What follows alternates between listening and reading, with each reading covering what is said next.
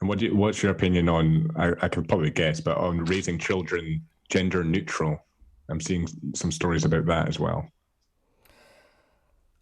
I think it confuses them. I mean, we are the sex that we are, whether we like it or not. If someone has gender dysphoria, absolutely, there's a pathway of helping them and supporting them, and later in life, if it hasn't resolved and it's causing functional impairment, I reserve that option for people to medicalize, but I think that should be a last resort, and I think it's confusing kids to say, well, I mean, when my daughter was, before my daughter was born, we chose not to tell people what her gender would be, because her mom in particular was very much about, well, I don't believe in gender stereotypes, and I do support that. There's no reason that because we had a girl child that everyone had to buy pink.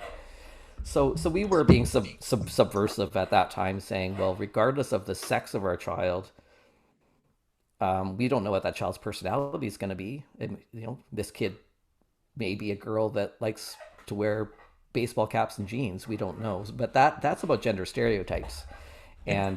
and so we kind of were being subversive by saying, well, we're not going to tell you what the sex of our child is going to be, and if you're really concerned about wanting to buy us clothing and stuff for this child, buy green or purple or Mm-hmm. any color you want, because that doesn't matter, right? So, but Mm-hmm. that I think is different than confusing the idea of biological sex. I mean, when our child was born, it was clear that she was a girl.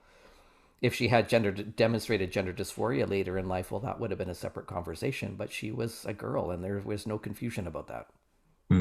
I think some people also forget that there is just differences between boys and girls and men and women. There just is naturally differences, not just physical, but just in the way that men and women think psychologically. And yes, some people would argue that that's down to um, social constructs and the way that society molds men and molds women. But to me, I do think that men just are different to women, and um, I would imagine I've not got studies to back this up, but I imagine you raise 100 children gender neutral, I would say the majority of them would still identify as what they were identified as at birth.